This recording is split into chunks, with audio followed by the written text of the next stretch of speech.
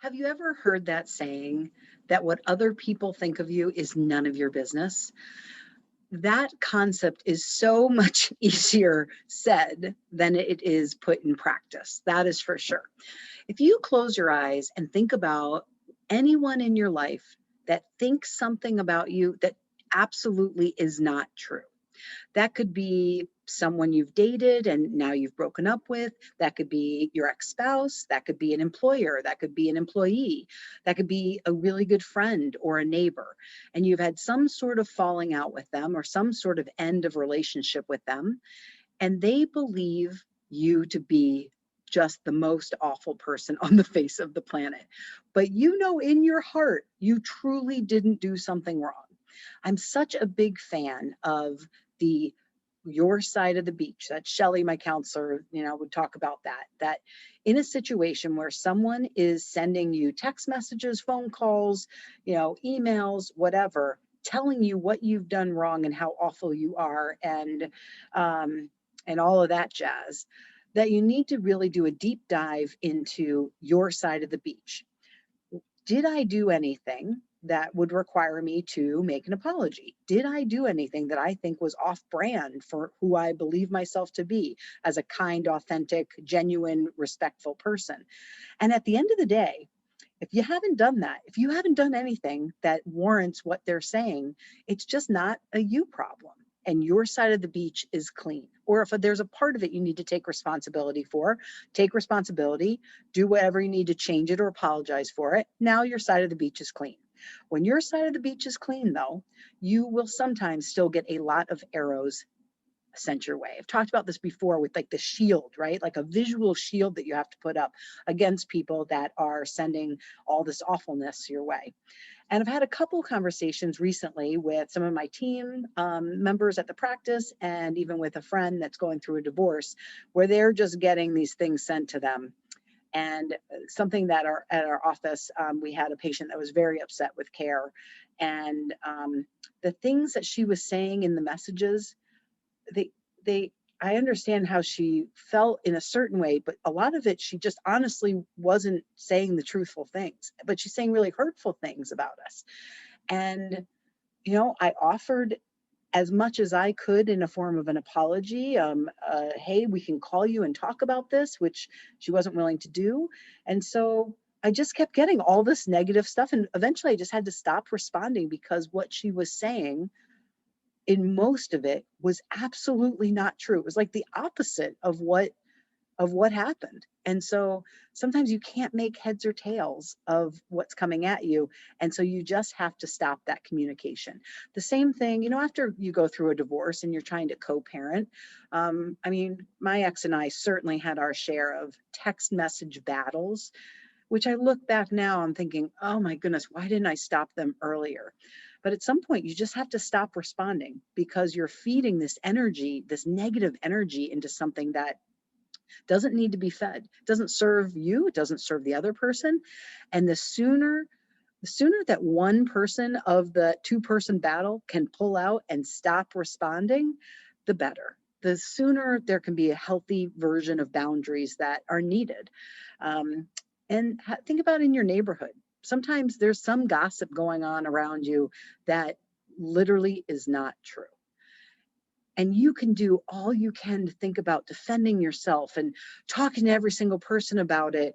And at some point, you just don't have enough energy to do that. And they might still believe that it's true anyway, whatever that may be.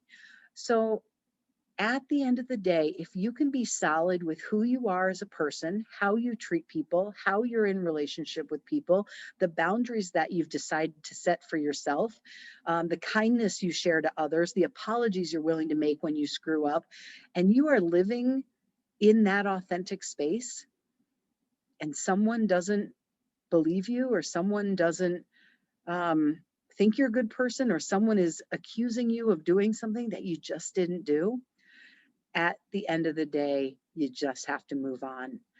Compartmentalize it in one of those balls that you put in the therapy ball that I talk about, and tuck it away as something that you don't have control over. And you can't convince the other person that you're good, that you didn't do that, that you're, that what they're saying isn't right. you just like beating your head against the brick wall.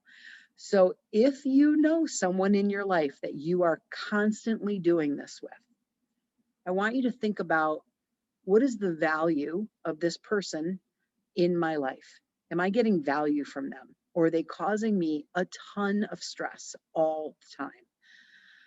And if it's just a ton of stress all the time, what small steps could you take to set a better boundary, to decrease time with them, to say no to some things respectfully?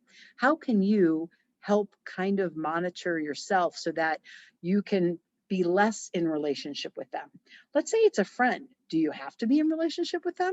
Probably not, unless you work together or they're a part of your family or something like that. But there's some people that you really can just slowly wean yourself out of the relationship. Some you're going to have to be in relationship with in some way, shape, or form to some degree. Some point things are so bad that no matter what the relationship is, cutting off all ties is the only thing to do. So now you're left with trying to navigate your anger, your sadness, your frustration on your own, right? And I'm always a big fan of therapy, you know that. But I also am a big fan of having a couple trusted friends that you really trust. The information isn't going to be shared all over the neighborhood or with all the family, right? With all the staff members.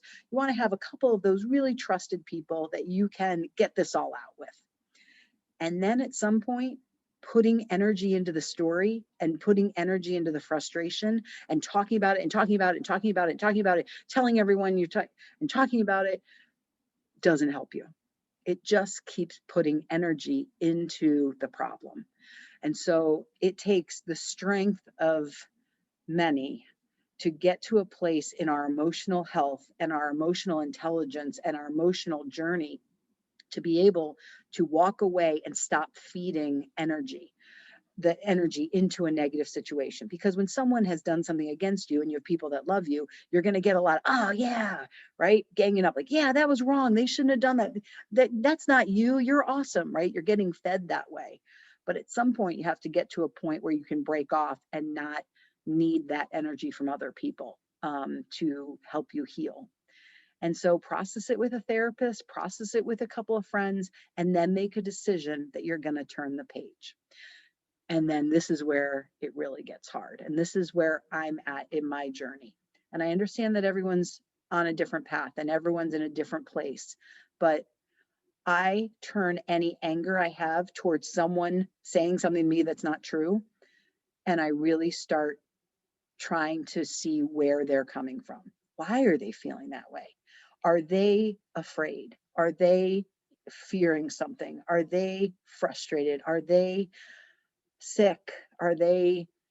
What's going on with their lives that they're shooting these daggers at you that are things that aren't truthful? What is built up in their own anxiety and their own frustration, their own fears, their own issues with themselves maybe, that's causing them to be hateful or hurtful or mean to you? And then I send them positive thoughts and prayers. I lift them up and I say just as many positive things as I can think of to help send them positive energy. I learned this from my 15-year-old son, who's now 17, Nick. We were sitting there talking about some moms in the mom group that I run that were extremely mean to me and said some things that are just not true, just hands down not true. And I was so frustrated. I was so sad. I was so hurt. And I was telling him about it. And he's like, let's close our eyes and send them positive thoughts. They must be really hurting for them to say those things to you because those things aren't true. Man, those little ones can be wise sometimes. So I would challenge you this week to identify one person in your life that is sending you things that aren't not on your side of the beach. Your side of the beach is clean. And work through, how do I respond less? Might just be not responding to text messages that aren't about you, right? It's not my stuff. I didn't do that. I'm a great mom, not a terrible mom. Stop sending me stuff that says I'm a terrible mom, stuff like that. And not responding. And then if you can go that one step further and send those positive thoughts and prayers of healing and light and energy, I think that helps go a long way in healing yourself and in shifting the energy from this anger inside of you, which doesn't serve you well, and shift it over into gratitude, shift it over into positive energy. And that is only going to help you. And I do believe in sending positive thoughts and prayers. I do believe it helps the other person as well to hold them in that space. I hope you have a great day. If you're looking to get a hold of me, you can reach me at Cathy@simplysocket.com. Thanks.